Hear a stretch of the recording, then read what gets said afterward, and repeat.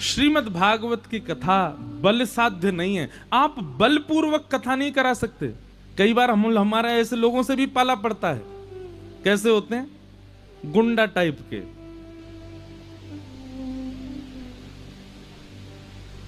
कई बार हुआ है पहले, अब तो नहीं। पहले जब हमारी कथा इतने लोग नहीं सुनते थे तो कभी कभी होती थी। एक आध बार ऐसे क्षेत्रों में भी जाना हुआ जहां बल का ज्यादा प्रयोग, और हमसे ज्यादा अनुभव तो हमारे पूज्य गुरुदेव पूज्य पिताजी महाराज ने किया है। एक बार तो उनको ऐसे चक्कर में पड़े कि महाराज जैसे राम जी की स्थिति हुई वैसे ही व्यास जी की स्थिति। यजमान बोल रहे हैं, बोले कि हमने आपकी भागवत जी रखी नहीं है, आपकी व्यासपीठ अपने पास रखी नहीं है, आपके माइक वाइक तबला साजवाज सब छोड़ रहे हैं, यही दक्षिणा मान लो, नहीं तो हम सब धर लेंगे अपने पास। जैसे आयो वैसे चले जाओ, दक्षिणा की बात मत करना। ऐसे लोगों के बीच भी कथा हुई है। ऐसी ऐसी कथाएं भी हुई हैं कि छठवें दिन यजमान गायब। एक कथा हमने करी, उसका तो आज तक मैं पैसा दे ही रहा हूं, टेंट वाले को, लाइट वाले को, भोजन वाले को, आज भी थोड़ा थोड़ा करके दे रहा हूं। क्यों? 5वें 6वें दिन यजमान कहां चले, आज तक मिले ही नहीं वो। अब 7वें दिन की कथा करने जब मैं मंच पे आया तो टेंट वाले भी खड़े थे, लाइट वाले भी खड़े थे, भोजन वाले भी खड़े थे, सब लोग खड़े। बोले महाराज जी हमने क्या बिगाड़ा, आप तो कहीं और कथा कर लोगे, हम अपने घर कैसे चलाएं। मैं भैया देंगे हम, पर ढूंढो तो कहां गए। बोले कोई पता नहीं है कहां है, आज तक नहीं मिले। भागवत की कथा धन साध्य नहीं है। अब देखो उसके यहां भी कथा हो गई। मतलब मैंने मन में क्या सोचा कि बताओ, श्री जी की कृपा थी, वो कुछ नहीं खर्च करने वाला, फिर भी उसके यहां कथा हो गई।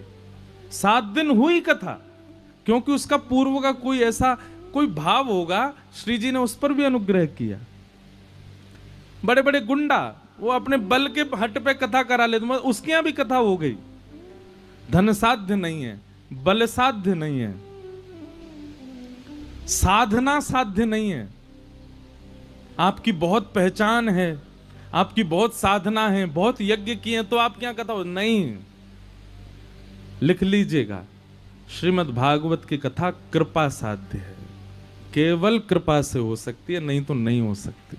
चाहे आप लाख कोशिश कर लो, आप लाख योजनाएं बना लो, लाख कोशिश कर लो, करोड़ों खर्च कर दो, अगर श्री जी की अनुग्रह नहीं है, लाल जी की कृपा नहीं है, वे नहीं चाहते तो होगी ही नहीं, नहीं हो पाएगी। तो ये कृपा है। भगवत भाव का किसी भी रूप में उपस्थित होना ये आपकी क्षमता नहीं है, ये श्री जी की कृपा होती है तभी हो सकता है। आप अपनी इच्छा से नहीं चाह सकते कि आपके चित्त में भक्ति प्रकट हो, आप कोई अनुष्ठान कराओ। हाँ, सुनकर के आपको प्रेरणा जरूर मिल जाती है, देख करके आपको प्रेरणा जरूर मिल जाती है, पर वो कर्तव्यशील श्री जी की कृपा से ही होता है, ठाकुर जी के अनुग्रह से ही होता है। तो ये बहुत बड़ी कृपा है। मैं कथा कह पा रहा हूं, इसमें मेरी योग्यता नहीं है। अच्छे से अच्छे बोलने वाले लोग दुनिया में हैं, अच्छे से अच्छे शब्दों का चयन करने वाले लोग, उनके पास इतने पर्यायवाची शब्द हैं, वो एक शब्द के अनेक अर्थ कर सकते हैं। अच्छे से अच्छे लच्छेदार वाणी बोलने वाले लोग दुनिया में भरे पड़े हैं, पर सब कथा नहीं कहते। कथा कौन कहता है? जिसको ठाकुर जी चाह रहे हो कि जे कथा कहे वही कह रहा है। और उसमें भी जैसे खाद में मिलावट हो गई है, दूध की सामग्रियों में मिलावट हो गई है, भोजन में मिलावट हो गई है, आजकल कथाओं में भी मिलावट हो गई है। स्वच्छंद ठाकुर जी की लीला अनुभव करना और कहना, यह भी ठाकुर जी की कृपा है। व्यास मंच का प्रयोग भी लोग अनेक अनेक साधनों के लिए करते हैं।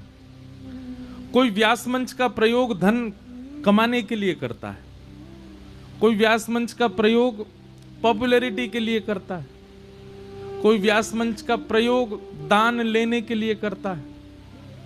व्यास मंच का एक ही प्रयोग है, स्वयं उस रस में डूबे और फिर जो सुनने आवे उनको भी डुबावे। यही प्रयोग है व्यास मंच का।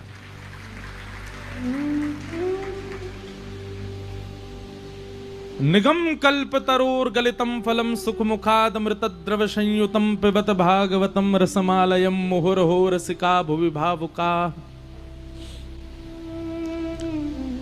श्रीमद् भागवत जी के बगल में आपको सुखदेव जी दिख रहे हैं, पीछे वाले इनको दिख रहे हैं, पीछे वाले ने मैं ही दिख रहा हूं तो बहुत बड़ी बात है, दिख रहा हूं ना कोई बात नहीं, हम दिखें ये जरूरी नहीं, सुनाई देने चाहिए, सुनाई तो दे रहे हैं ना, हाँ तो बस सुनो। भागवत जी के बगल में सुखदेव जी बैठे हैं, यजमान परिवार इनका पूजन करते हैं। सुखदेव जी कौन है? बोले व्यास हैं, भागवत जी के वक्ता हैं। वास्तव में सुखदेव जी का स्वरूप देखोगे तो स्वरूप में आपको लगेगा कि एक पक्षी है, पर वास्तव में हमको उनके स्वरूप नहीं, उनके गुण देखने हैं। उनका गुण ऐसा व्यास होना चाहिए। सुख का गुण कैसा होता है? तोता का गुण कैसा होता है? तोता जिस फल में मुख लगाता है वो मीठा हो ही जाएगा। अब इसमें दोनों बात होती है कि या तो वो फल में मुख लगाता है तो फल मीठा हो जाता है, और दूसरी बात ऐसी है कि तोता की इतनी पहचान है कि वो मुंह ही मीठे फल में ही लगाता है। उसको इतना पहचान है कि बाहर से ही पहचान जाता है कि फल मीठा है कि नहीं, उसी में ही मुख लगाता है। सुख मुखाद अमृत द्रव संयुतम। तोता पूरा फल नहीं खाता, केवल मुख लगाता है, और मुख लगा करके स्वयं भी रस लेता है, और जैसे ही चोंच बाहर निकलता है ना, तो उसकी चोंच बाहर निकलते ही उस स्थान में से कुछ रस टपक करके नीचे गिर जाता है, और उस रस टपके हुए रस में कई सारे छोटे छोटे छोटे छोटे छोटे जीव आकर के उससे रस ले लेते हैं। कहने का अभिप्राय क्या है? वक्ता को भी ऐसा ही होना चाहिए। श्रीमद् भागवत फल है और मीठा फल है। इस फल में अपनी बुद्धि लगा करके, अपना मन लगा करके यहां से रस को सिंचन करे, यहां से रस को ग्रहण करे, स्वयं भी रस में परिपूर्ण हो जाए और सामने जितने श्रोता बैठे हैं उनको भी उस रस का आस्वादन करा दे। ये वक्ता का लक्षण होना चाहिए। इसलिए सुखदेव जी को प्रथम वक्ता माना गया।